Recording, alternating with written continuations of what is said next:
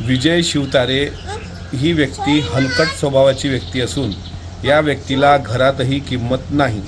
मुंबई महानगरपालिकेची निवडणूक एकदा लढण्यापूर्वी राष्ट्रवादी पक्षावर लढलेला ही व्यक्ती अजितदादांच्याच मागे फिरत होती। तिथं त्याचं डिपॉझिट जप्त झालं। नंतर ही व्यक्ती पुरंदर विधानसभा मतदारसंघामध्ये उभी राहायला गेली। त्यावेळेस एका सर्वसामान्य कुटुंबातील व्यक्तीने त्याचा पराभव केला। आता ही व्यक्ती उर्मटपणाचा कळस करत अजितदादांवर बोलण्याचा केविलवाना प्रयत्न करून स्वतः अपक्ष राहण्याची मिजाज मारवते आहे।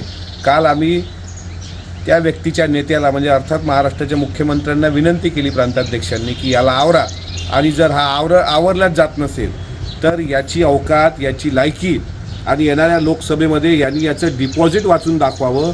ही राष्ट्रवादी काँग्रेस पक्षाचं त्याला चॅलेंज आहे। तू अजितदादावर भुंकण्याचा प्रयत्न करू नकोस। तुझा उन्मत्तपणा, तुझा उर्मटपणा, तुझा हलकटपणा हा अख्ख्या महाराष्ट्राने पाहिलेला आहे।